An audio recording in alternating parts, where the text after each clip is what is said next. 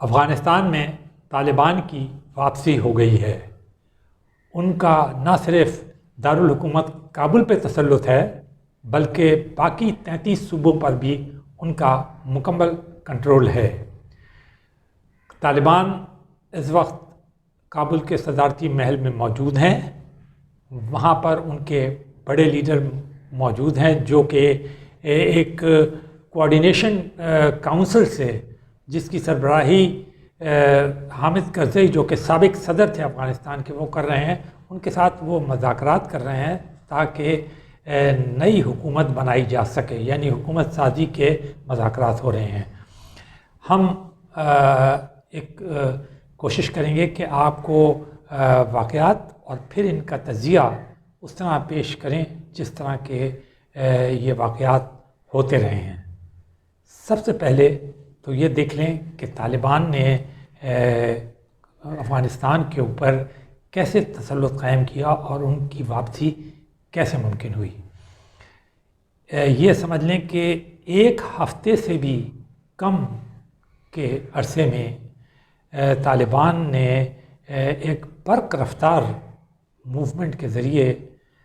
افغانستان کے 34 صوبوں کے اوپر تسلط کر لیا اور کابل تک وہ جا پہنچے اور اس کے فوراً بعد کابل میں داخل ہو گئے۔ اور جیسا ہم نے آپ کو بتایا کہ اس وقت وہ صدارتی محل میں موجود ہیں اور حکومت سازی کے سلسلے میں مذاکرات کر رہے ہیں۔ دوسری بات یہ ہے کہ کیا کوئی جنگ ہوئی ہے باقاعدہ افغان فوجوں اور طالبان کے درمیان؟ تو اگر دیکھا جائے اور اگر بیانات دیکھے جائیں تو یہ معلوم ہوگا کہ یہ کہا گیا کہ کئی مقامات جیسے قندھار میں مزار شریف ہیں، ان جگہوں پر افغان فورسز اور ان کے درمیان لڑائی ہوئی، لیکن اگر مجموعی طور پر دیکھا جائے تو تقریباً تمام تر صوبوں میں جتنے گورنر تھے گزشتہ حکومت کے، وہ افغان طالبان کے حکام کے سامنے یا جنگجوؤں کے سامنے سرنڈر کرتے رہے، اور جتنے جو محکمے تھے وہ بھی ان کے سامنے پیش ہوتے رہے۔ اور ایک طرح سے اگر آپ دیکھیں تو طالبان نے بڑے اطمینان سے کوئی بڑی خونریزی یا تباہی کے بغیر اور بغیر کوئی بڑی جنگ لڑے اور بغیر لڑائی کیے ہوئے تمام کی تمام جگہوں پر انہوں نے کنٹرول سنبھال لیا، سارے افغانستان پر انہوں نے کنٹرول سنبھال لیا۔ خود آپ کو پتہ ہے جلال آباد میں ایک گولی نہیں چلائی گئی، اسی طرح کابل میں بھی بغیر ایک گولی چلائے ہوئے وہ صدارتی محل میں داخل ہو گئے۔ تو یہ کہا جا سکتا ہے کہ یہ کوئی بڑی جنگ نہیں تھی، اور کابل میں داخل ہونے کے بعد طالبان نے ایک عام معافی کا اعلان کر دیا۔ انہوں نے کہا کہ سب کو معافی ہے، دشمنوں کو بھی اور جو ہمارے مخالفین بھی تھے، اور انہوں نے لوگوں کو کہا کہ وہ اپنے اپنے اس پہ واپس آ جائیں معمولات زندگی کے اوپر، اور جو ان کے متعلق خدشات کا اظہار کیا جا رہا تھا وہ انہوں نے کہا کہ وہ ان میں سے کوئی بھی صحیح نہیں ہے، اور وہ بالکل ایک نارمل سی حکومت جو ہے وہ تشکیل دینے کے پروسیس کے اندر ہیں۔ تو اس طرح یہ تو پتہ چل گیا کہ یہ جو جنگ ہے یہ کس قسم کی تھی، اور یہ جنگ تھی یا ایک ٹیک اوور تھا۔ یہ بہت کہا گیا کہ افغان فورسز جن کی تعداد 3 لاکھ تھی وہ بالکل ناکام رہے، وہ جنگ نہیں کر سکے، وہ مقابلہ نہیں کر سکے۔ افغان فوجوں کے پاس فضائیہ بھی تھی، وہ کبھی حرکت میں نظر نہیں آئی۔ تو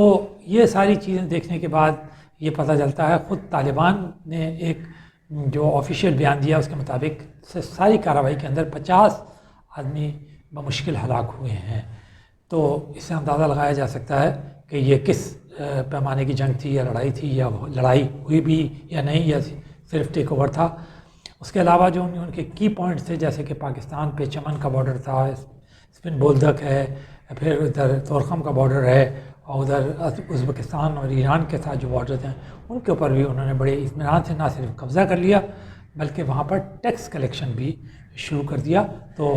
جس سے اندازہ، اور کوئی وہ جو اس وقت افغان حکومت تھی اس نے کوئی مزاحمت بھی نہیں کی، نہ انہوں نے منع کیا، نہ کوئی احتجاج کیا۔ اس کا مطلب یہ ہے کہ بہت سے تجزیہ کاروں کا یہ کہنا ہے کہ دوحہ میں جو مذاکرات ہو رہے تھے یا اس سے پہلے جو مذاکرات ہو رہے ہیں اس میں کسی قسم کی کوئی انڈرسٹینڈنگ ڈیولپ کی گئی تھی کہ جس کے ذریعے اس قسم کا ٹرانسفر ممکن ہوا، اور وہ جو خدشات کا اظہار کیا جا رہا تھا کہ 5 لاکھ یا اس سے بھی زیادہ کی تعداد کے اندر مہاجرین جو ہیں وہ سرحدیں کراس کریں گے، اسی لیے پاکستان کو اپنی جو 2200 کلومیٹر کی جو سرحد ہے اسے سیل کرنا پڑا۔ باقی جگہوں پہ بھی سرحدیں سیل کر دی گئیں، جیسے سینٹرل ایشیا ہے، ٹرکی ہو گیا، جو وہ ہے چین وغیرہ، انہوں نے بھی سخت وہ کیا، لیکن ایسا کچھ بھی نہیں ہوا، کوئی مہاجر جو ہے وہ نہیں آیا ان سرحدوں کو کراس کر کے۔ ہاں، کچھ افراد جو ہیں یا فوجی ہیں یا جو بھی کچھ تھے وہ بارڈر کراس کر کے ادھر چلے گئے، اور لیکن انہیں کسی نے نہ جانے سے روکا اور نہ کسی نے ان ملکوں میں آنے سے روکا۔ تو ایک بات تو یہ ہے کہ جو ٹوٹل طالبان کا جو قبضہ ہے اور جو جنگ کی صورتحال ہے اس کی نوعیت کچھ اس قسم کی تھی۔ دوسری بات یہ تھی کہ جب یہ جنگ ہو رہی تھی تو اس کے ساتھ ہی تقریباً 4000 سے زیادہ امریکی ایلیٹ فورس جو ہے وہ کابل ایئرپورٹ کے اوپر اپنا کنٹرول سنبھال چکی تھی، جہاں سے وہ غیر ملکی لوگوں کو، خاص کر امریکنوں کو طیاروں کے ذریعے ٹرانسپورٹ کر رہی تھی۔